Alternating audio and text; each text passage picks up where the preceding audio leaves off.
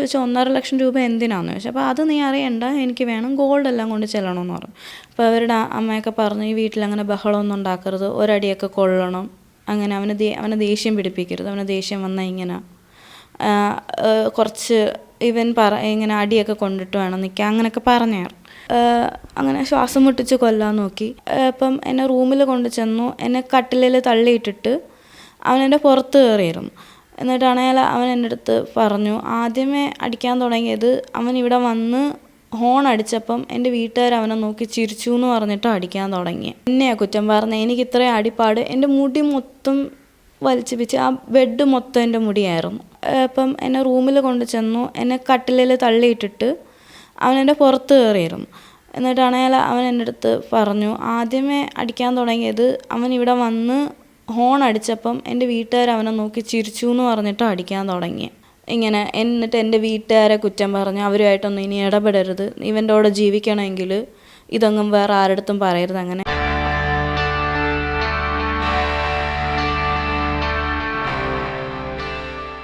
കൊല്ലം കുണ്ടറയിൽ വിവാഹം കഴിഞ്ഞിട്ട് ദിവസങ്ങൾ മാത്രമായ യുവതിയെ സ്ത്രീധനം ആവശ്യപ്പെട്ട് ഭർത്താവ് മർദ്ദിച്ചതായി പരാതി. ഭർത്താവ് പേരയം സ്വദേശി നിതിനെതിരെ ഗാർഹിക പീഡനത്തിന് കുണ്ടറ പോലീസ് കേസെടുത്തു. സ്വർണ്ണാഭരണത്തെ ചൊല്ലിയുള്ള തർക്കത്തെ തുടർന്ന് ഭർത്താവ് മർദ്ദിച്ചുവെന്നാണ് ബാങ്കിലെ അസിസ്റ്റന്റ് മാനേജറായ യുവതിയുടെ പരാതി. നവംബർ 25 ആയിരുന്നു ഞങ്ങളുടെ കല്യാണം. അപ്പം ഈ കല്യാണം ഉറപ്പിക്കുന്ന സമയത്ത് ആദ്യമേ ഞങ്ങൾ ലവ് മാരേജാണ്, അറിയാം. അപ്പം കല്യാണം ഉറപ്പിക്കുന്നത് വരെ പുള്ളി ഡൗറി വേണമെന്നോ അങ്ങനൊന്നും ആവശ്യപ്പെട്ടിട്ടില്ല. പക്ഷെ ആദ്യമേ അവരുടെ വീട്ടുകാർ വന്ന് കണ്ടിട്ട് പോയി. അതിനുശേഷം രണ്ടാമത് പുള്ളിയുടെ അമ്മയും ഒരു അമ്മാവനൊക്കെ ആയിട്ട് വന്നിട്ട് എന്ത് തരും അങ്ങനെ, അതായത് ഈ വീടും വസ്തുവും എഴുതി വേണം, അതെനിക്ക് ഗോൾഡ് വേണം, ക്യാഷ് വേണം, അങ്ങനെല്ലാം ആവശ്യപ്പെട്ടു. അപ്പം ഇവിടെ ഉള്ള എൻ്റെ പപ്പ ആണെങ്കിൽ ഒന്നും തരാൻ പറ്റത്തില്ല, അങ്ങനെ ഡൗറി മേടിച്ചൊരു കല്യാണം ഇല്ല എന്ന് പറഞ്ഞു. അങ്ങനെ അവരെന്നിട്ട് ഒത്തിരി ബാർഗെയിൻ ചെയ്തു, എന്നിട്ടും പറ്റത്തില്ല എന്ന് പറഞ്ഞിട്ട് അവർ പോയി. അതിനുശേഷം ഒരു ദിവസം ഇവരിങ്ങനെ വീട്ടിൽ നിന്ന് വിളിച്ച് പറഞ്ഞു, നമുക്ക് നവംബർ 25 കല്യാണം നടത്താം എന്നിങ്ങനെ പറഞ്ഞു, ഇങ്ങോട്ട് വിളിച്ച് പറഞ്ഞു. അത് പ്രൊവൈഡഡ് ഞങ്ങൾ തമ്മിലൊരു അണ്ടർസ്റ്റാൻഡിങ് വന്നു. അതായത് അവന് കല്യാണ ചെലവിനായിട്ട് ഞാൻ 4 ലക്ഷം രൂപ കൊടുക്കാം, 4 ലക്ഷം രൂപ കൊടുക്കാം, പിന്നെ ഗോൾഡും എടുക്കണം, അങ്ങനെയൊക്കെ പറഞ്ഞിരുന്നു. അപ്പോൾ ഞാൻ 4 ലാക്സ് കൊടുക്കാമെന്ന് സമ്മതിച്ചു, വേറൊന്നും സമ്മതിച്ചില്ല. എന്നിട്ട് അങ്ങനെ ഞാൻ 4 ലാക്സ് കൊടുത്തു. പിന്നെ കല്യാണത്തിൻ്റെ ഫുള്ള് ചിലവും ഞാനാണ് നോക്കിയത്, അതായത് 2 സൈഡിലുള്ള ഫുള്ള് ചിലവും ഞാനാണ് നോക്കിയത്. അങ്ങനെ 25 കല്യാണം കഴിഞ്ഞു. പുള്ളി ഒരു 5 മാസമായിട്ട് ബിവറേജ് LD ആയിട്ട് ജോയിൻ ചെയ്തു. ഞാൻ 4 ഇയേഴ്സായിട്ട് വർക്ക് ചെയ്യുക. അപ്പോൾ പുള്ളിക്ക് ജോലി കിട്ടാനായിട്ടാണ് ഇത്രയും കാത്തിരുന്നത്. മാസമായിട്ടുള്ളൂ, പ്രൊബേഷനിലാണ്. അങ്ങനെ ആദ്യത്തെ ദിവസം കുഴപ്പമൊന്നുമില്ലായിരുന്നു. രണ്ടാമത്തെ ദിവസം മുതൽ പുള്ളി ഇങ്ങനെ കല്യാണത്തിലുള്ള ചെറിയ മിസ് ഹാപ്പനിങ്സിനെ പറ്റി ചോദിക്കാൻ തുടങ്ങി. അതായത് ഞങ്ങൾ 900 പേരുടെ ഫുഡാണ് പറഞ്ഞത്, എന്തിനാ അത്രയും പേരുടെ ഫുഡ് പറഞ്ഞത്, ഒരു 100 പീപ്പിളിൻ്റെ എക്സസ് വന്നായിരുന്നു, അതെന്തിനാ അത്രയും പേരുടെ ഫുഡ് പറഞ്ഞത്, പിന്നെ ബൊഫേ കൗണ്ടേഴ്സ് വെച്ച് എന്തിനാ, ബൊഫേ വേണ്ടെന്ന് പറഞ്ഞതല്ലേ, അങ്ങനെ. പിന്നെ എന്നെ കൈ പിടിച്ച് ഏൽപ്പിക്കാൻ വന്ന ആ അങ്കിൾ എന്തിനാണ് വന്നത്, ആ ഫങ്ഷൻ വളരെ ചെറുതായിട്ടാണ് ചെയ്തത്, അങ്ങനല്ല, കുറച്ചുകൂടി വേണം. അപ്പം ഞാൻ ഇങ്ങനെ പറഞ്ഞു, എല്ലാം സെയിമാണ്. അപ്പം ഞാൻ പറഞ്ഞു അതൊന്നും എൻ്റെ കൺട്രോളിലുള്ള കാര്യമല്ല. അപ്പം ഞാൻ എൻ്റെ വീട്ടുകാരെയും എല്ലാവരും, അതായത് എൻ്റെ സൈഡിൽ നിന്ന് കല്യാണത്തിനൊന്നും ഒരാൾക്കും ഈ കല്യാണത്തിൽ താല്പര്യമില്ല, എൻ്റെ ഒരാളുടെ വാശിക്കാണ് ഈ കല്യാണം നടന്നത്. അപ്പം ഞാൻ ഇത്രയും ഫൈറ്റ് ചെയ്ത് ഫിനാൻഷ്യലി ഫുള്ള് പ്രൊവൈഡ് ചെയ്തെല്ലാം ഞാൻ അവനെ കല്യാണം കഴിക്കാൻ വേണ്ടി. അപ്പം ഞാൻ പറഞ്ഞു, ഇപ്പോൾ ചെറിയ ഇതൊന്നും മൂവ് ഓൺ ചെയ്യ്, നമുക്കിനി നന്നായിട്ട് ജീവിച്ചാൽ പോരെയെന്ന് ചോദിച്ചിട്ട് പുള്ളി വിടുന്നതേ ഇല്ലായിരുന്നു. ഇങ്ങനെ ഓരോ കാര്യം ഇങ്ങനെ പറഞ്ഞുകൊണ്ടിരിക്കുകയായിരുന്നു. എന്നിട്ട് 28 ഞങ്ങൾക്കൊരു ചടങ്ങുണ്ട്, അതായത് പെണ്ണിനെയും ചെറുക്കനെയും പെണ്ണിൻ്റെ വീട്ടിൽ വിളിക്കണം. അതിനുശേഷം 2 ദിവസം ഇവിടെ നിന്നതിന് ശേഷമാണ് തിരിച്ചു പോകുന്നത്. അപ്പോൾ പുള്ളി വീട്ടിൽ വന്ന് നിന്നില്ല, എന്നെ കൊണ്ടാക്കി 28 അങ്ങനെ അന്നത്തെ ദിവസം ഞാനിവിടെ ആയിരുന്നു. അടുത്ത ദിവസം രാവിലെ 29 രാവിലെ വിളിച്ചിട്ട് പറഞ്ഞു, ഞാൻ ഗോൾഡെല്ലാം, അതായത് പുള്ളി വീണ്ടും ചോദിക്കുന്നതാണ്, ഞാൻ ഗോൾഡെല്ലാം ഞാൻ മാറ്റിയായിരുന്നു. കാരണം എനിക്ക് അവിടെ വെക്കാനൊരു വിശ്വാസം ഇല്ലാത്തതാണ്, ഞാൻ ഗോൾഡ് അവരുടെ വീട്ടിൽ വെച്ചില്ല. അപ്പം 29-ാം തീയതിയാണ് വിളിച്ചിട്ട് പറഞ്ഞു ഗോൾഡ് എല്ലാം തിരിച്ചു കൊണ്ട് ചെല്ലണം, 1.5 ലക്ഷം രൂപ പണയം വെച്ചും കൊണ്ട് ചെല്ലണമെന്ന് പറഞ്ഞു. അപ്പോൾ ഞാൻ ചോദിച്ചു 1.5 ലക്ഷം രൂപ എന്തിനാണെന്ന് ചോദിച്ചു. അപ്പോൾ അത് നീ അറിയണ്ട, എനിക്ക് വേണം ഗോൾഡ് എല്ലാം കൊണ്ട് ചെല്ലണമെന്ന് പറഞ്ഞു. അപ്പോൾ ഞാൻ പറഞ്ഞു ഓൾറെഡി കല്യാണം ഫുള്ള് നടത്തി, അവരുടെ സൈഡിൽ നിന്നുള്ള ചിലവിനും പൈസ കൊടുത്തു, എല്ലാം ഞാൻ പ്രൊവൈഡ് ചെയ്തു, ഇനി ഗോൾഡ് ഞാൻ തരില്ല എന്ന് പറഞ്ഞു. പണയം വെച്ചും തരില്ല, ഒരു രീതിയിലും തരില്ല എന്ന് പറഞ്ഞു. അങ്ങനെ പുള്ളിക്ക് ഭയങ്കര ദേഷ്യം വന്നു. പിന്നെയും പുള്ളി വിളിച്ചപ്പോൾ ഞാൻ പറഞ്ഞു, അതായത് പുള്ളി എന്നെ കൺവിൻസ് ചെയ്ത് ഗോൾഡ് മേടിക്കും അങ്ങനെ ഉള്ളത് കാരണം ഞാൻ പറഞ്ഞു ഞാൻ ഗോൾഡ് ഫുള്ള് പണയം വെച്ചിട്ട് കല്യാണം നടത്താൻ വേണ്ടി എടുത്ത ലോൺ റീപേ ചെയ്ത് തീർത്തു എന്ന് പറഞ്ഞു. അപ്പോഴത്തേക്കാണ് പുള്ളിക്ക് ഒട്ടും സഹിക്കാൻ പറ്റാതെ ഭയങ്കര ദേഷ്യം, എൻ്റെ ഓഡിയോ ഉണ്ട്, ഒട്ടും സഹിക്കാൻ പറ്റാതെ ദേഷ്യം വന്നു. 20 പവൻ സ്വർണ്ണാഭരണങ്ങൾ യുവതിയുടെ വീട്ടുകാർ സമ്മാനമായി നൽകിയിരുന്നു. നവംബർ 29-ന് സ്വർണ്ണാഭരണങ്ങൾ എവിടെയെന്ന് നിതിൻ ചോദിച്ചപ്പോൾ പണയം വെച്ചെന്നായിരുന്നു യുവതിയുടെ മറുപടി. നീ എന്തിനാ എന്റെ അടുത്ത് ചോദിക്കാതെ അത് എടുത്തോണ്ട് ഓടിയെന്ന്? ഒളിച്ചെടുത്തോണ്ട് ഓടേണ്ട കാര്യം എന്തുവാ? അതിനാണോ? എന്തായാലും എടുത്തോണ്ട് പോവാ. മൊത്തം കേട്ടാ? പണയം ഇരിക്കുവാ. ഏ മൊത്തം പണയം ഇരിക്കുവാ. മൊത്തം ഇല്ല, ലോക്കറി ഇരിക്കുവല്ലേ, ബാക്കി എടുത്തോണ്ട് വാ. ലോക്കർ ഇരിക്കുവല്ല. ലോക്കറി ഇരിക്കുവല്ലേ, ബാക്കി എടുത്തോണ്ട് വരാൻ. അല്ലടാ, മൊത്തം പണയം വെച്ചേക്കുവാ. എത്ര രൂപയ്ക്ക്? 9.5. ഒരു 8-9. 8-9 ലക്ഷത്തിനാ? എന്നുവെച്ചാ HDFC-യിൽ അടയ്ക്കാനും ബാക്കി വിസ്മയുടെ ഒരു 2.5 കൊടുക്കാനും. HDFC അടയ്ക്കാനാ? റീപേയ്മെന്റ് HDFC-ക്ക്. എത്ര രൂപ അടയ്ക്കാൻ? 6. ഇതൊക്കെ ആരടുത്ത് ചോദിച്ചിട്ടാ ചെയ്തത്? ഞാൻ മുമ്പേ പറഞ്ഞില്ല. നീ ആരടുത്ത് ചോദിച്ചിട്ടാണ് ചെയ്തത്? നീ ഇത് ആരടുത്ത് ചോദിച്ചിട്ടാ ചെയ്തതെന്ന്? ഞാൻ ആർക്കും ചോദിച്ചില്ല. നീ ആരടുത്ത് ചോദിച്ചിട്ടാ ഇത് ചെയ്തത്? നീ പിന്നെ കള്ളത്തരം പറഞ്ഞ എന്തിനാ രണ്ടടച്ച് ബാക്കി ലോക്കറി വെച്ചെന്ന്? എന്റെ അടുത്ത് നീ ആ മമ്മി അങ്ങനെ വെച്ചതിന്റെ റെസീപ്റ്റും മേടിച്ചിട്ട് വാ നീ. മേടിച്ചിട്ട് വരാം. പിന്നീട് കിടപ്പമുറിയിൽ വെച്ച് ക്രൂരമായി മർദ്ദിച്ചെന്നാണ് പരാതി. യുവതിയുടെ മുകളിൽ കയറിയിരുന്ന് അടിക്കുകയും ഇടിക്കുകയും കടിക്കുകയും ചെയ്തിരുന്നതിന്റെ അടയാളം യുവതിയുടെ ശരീരഭാഗത്തിലുണ്ട്. അത് കഴിഞ്ഞിട്ട് ഉച്ചയ്ക്ക് ശേഷം പുള്ളി വെളിയിൽ വന്നിട്ട് പറഞ്ഞു എനിക്ക് സംസാരിക്കണം, ഇറങ്ങി വരാൻ പറഞ്ഞു. ഇവിടെ എൻ്റെ വീട്ടിന് വെളിയിൽ വന്നിട്ട് പറഞ്ഞു. ഇല്ല, കയറിയില്ല. വെളിയിൽ വന്നിട്ട് സംസാരിക്കണമെന്ന് പറഞ്ഞു. ഞാൻ പറഞ്ഞു ഇവിടെ നിന്ന് സംസാരിക്കുന്ന മതി, അല്ലാതെ എനിക്ക് വരാൻ പേടിയാണെന്ന് പറഞ്ഞു. അപ്പം പറ്റത്തില്ല എന്ന് പറഞ്ഞു. അപ്പോൾ ഞാൻ വരില്ല എന്ന് തന്നെ നിന്നു. അപ്പം പുള്ളി ലാസ്റ്റ് ഇവിടെ തന്നെ വെയിറ്റ് ചെയ്തിരുന്നു, ഹോണൊക്കെ അടിക്കുന്നുണ്ടായിരുന്നു. എന്നിട്ട് പുള്ളി പറഞ്ഞു കുറച്ച് ആ ട്രാൻസ്ഫോമറിൻ്റെ അടുത്തോട്ട് മാറി ഇന്ന് സംസാരിക്കാമെന്ന് പറഞ്ഞു, ഇവിടെ വഴിയിലുള്ള. അപ്പോൾ ഞാൻ അങ്ങോട്ട് ചെന്നപ്പോഴത്തേക്ക് ഞാൻ വീട്ടിൽ ഇടുന്ന ഡ്രസ്സിലൊക്കെ അങ്ങോട്ട് ചെന്നപ്പോഴത്തേക്ക് പുള്ളി അവിടെ നിന്ന് ബഹളം ഉണ്ടാക്കാൻ തുടങ്ങി. അപ്പോൾ ഞാൻ അവിടെ ഒരു പ്രശ്നം ക്രിയേറ്റ് ചെയ്യേണ്ട, എല്ലാവരെയും അറിയിക്കേണ്ടെന്ന് കരുതി ഞാൻ പുള്ളിയുടെ അവിടെ വണ്ടിയിൽ കയറിയപ്പോൾ തൊട്ട് പുള്ളി കൈ പുറകോട്ടൊക്കെ എടുത്ത് ഇടിക്കാനും വഴിയിൽ ഫുള്ള് ചീത്ത വിളിക്കുകയൊക്കെ ആയിരുന്നു. എന്താ ഞാൻ ഒന്ന് വിളിച്ചാൽ നിനക്ക് സംസാരിക്കാൻ വരാൻ പറ്റത്തില്ലേ, നീ എന്തിനാ ഇങ്ങനെയൊക്കെ ചെയ്തതെന്നൊക്കെ പറഞ്ഞു. എന്നിട്ട് അവരുടെ വീട്ടിൽ ചെന്നു. വീട്ടിൽ ഡയറക്റ്റ് എന്നെ റൂമിൽ പിടിച്ചുകൊണ്ട് പോയി റൂം കുറ്റിയിട്ടു. എന്നിട്ട് എന്നെ അവിടെ വീട്ടിൽ അമ്മയും 2 സിസ്റ്റേഴ്സും ഉണ്ടായിരുന്നു. അപ്പം ഞങ്ങൾ വന്ന് കയറി കഴിഞ്ഞപ്പോഴത്തേക്ക് അവർ ടിവിയുടെ വോളിയൊക്കെ കൂടുതൽ വെച്ചു പാട്ടൊക്കെ ഇട്ടിട്ടിരുന്നു. എന്നിട്ട് അതിന് തൊട്ട് മുമ്പത്തെ ദിവസമാണ് ഇവൻ ഇതേ സെയിം കാര്യം ചോദിച്ചത്. എൻ്റെ ഇങ്ങനെ പിടിച്ച് ഞെക്കിയപ്പോൾ ഞാൻ ബഹളം ഉണ്ടാക്കിയായിരുന്നു. അപ്പോൾ അവരുടെ അമ്മയൊക്കെ പറഞ്ഞു ഈ വീട്ടിലങ്ങനെ ബഹളമൊന്നും ഉണ്ടാക്കരുത്, ഒരടിയൊക്കെ കൊള്ളണം, അങ്ങനെ അവനെ ദേഷ്യം പിടിപ്പിക്കരുത്, അവന് ദേഷ്യം വന്നാൽ ഇങ്ങനെ കുറച്ച് ഇങ്ങനെ അടിയൊക്കെ കൊണ്ടിട്ട് വേണം നിൽക്കാൻ, അങ്ങനെയൊക്കെ പറഞ്ഞായിരുന്നു. അത് കഴിഞ്ഞിട്ട് ഇപ്പം എന്നെ റൂമിൽ കൊണ്ട് ചെന്നു. എന്നെ കട്ടിലിൽ തള്ളിയിട്ടിട്ട് അവനെൻ്റെ പുറത്ത് കയറിയിരുന്നു. എന്നിട്ടാണെങ്കിൽ അവൻ എൻ്റെ അടുത്ത് പറഞ്ഞു, ആദ്യമേ അടിക്കാൻ തുടങ്ങിയത് അവൻ ഇവിടെ വന്ന് ഹോൺ അടിച്ചപ്പം എൻ്റെ വീട്ടുകാർ അവനെ നോക്കി ചിരിച്ചു എന്ന് പറഞ്ഞിട്ട് അടിക്കാൻ തുടങ്ങി.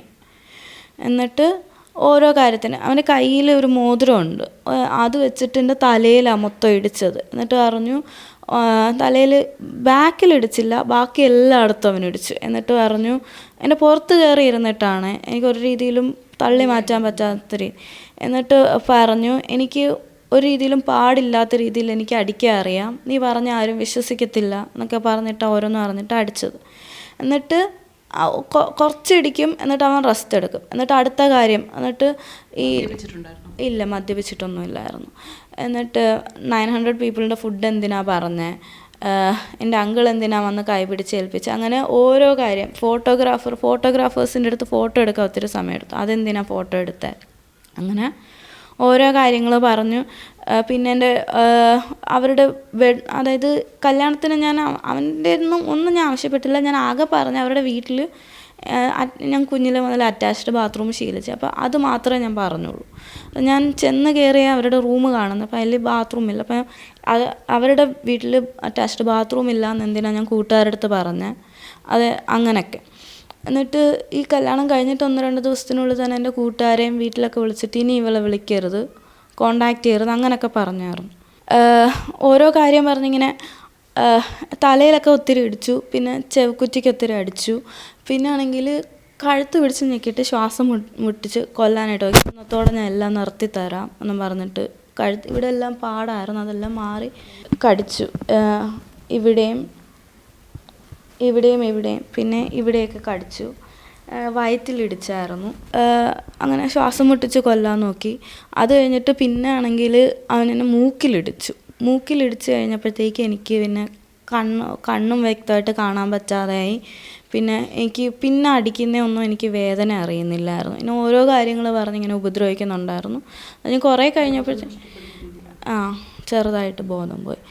എന്നിട്ട് കുറേ കഴിഞ്ഞപ്പം ഞാനിവിടുന്ന് ഫോണൊന്നും എടുക്കാതാണ് പോയത്. അപ്പോൾ ഞാനിവിടുന്ന് പോയവിടെ മുതൽ മമ്മി അവരെ കോണ്ടാക്ട് ചെയ്യുന്നുണ്ടായിരുന്നു, അവരുടെ പേരൻസിനെയൊക്കെ വിളിക്കുന്നുണ്ടായിരുന്നു.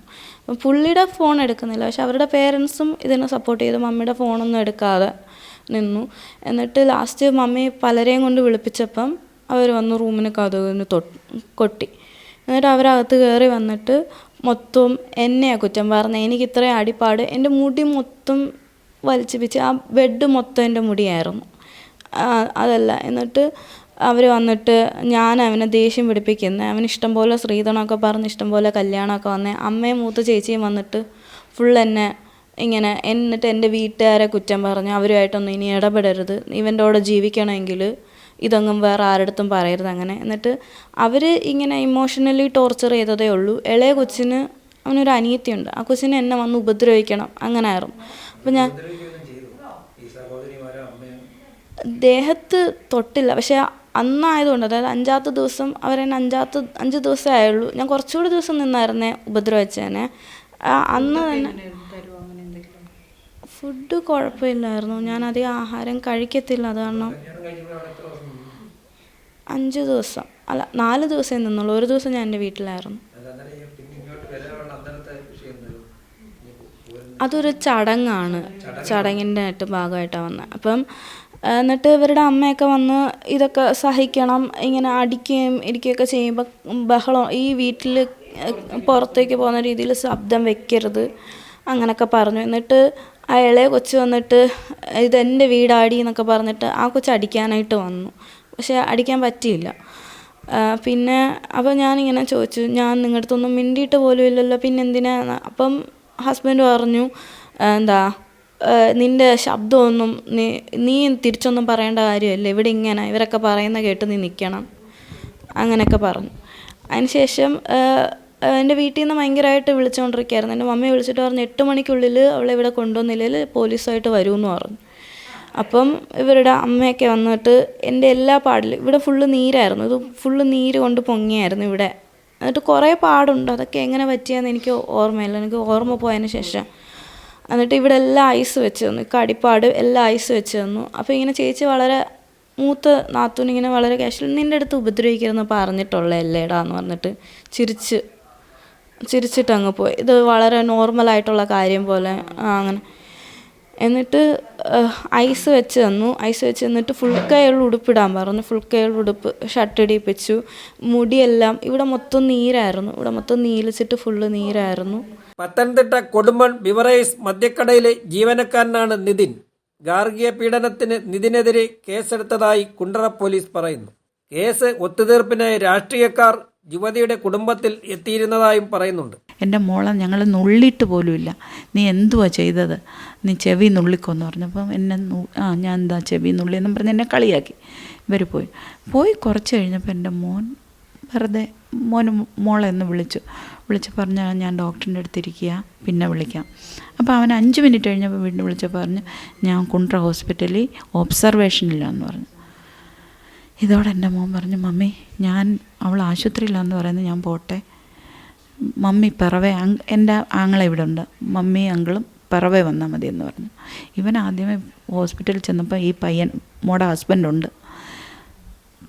പിന്നീട് കുറച്ച് കഴിഞ്ഞപ്പോൾ അവൻ എവിടെയിട്ട് പോയെന്ന് പറഞ്ഞു. ഞങ്ങൾ ചെന്നപ്പോൾ കണ്ടില്ല. ഞാൻ ചെന്ന് മോളെ കണ്ട് ഞാനും എൻ്റെ ബ്രദറും മോനും കൂടെ ഒന്നുകൂടെ കണ്ടിട്ട് ഞാൻ മോളെ ഒബ്സർവേഷൻ എടുത്തേക്കുന്നിടത്ത് നിൽക്കുക.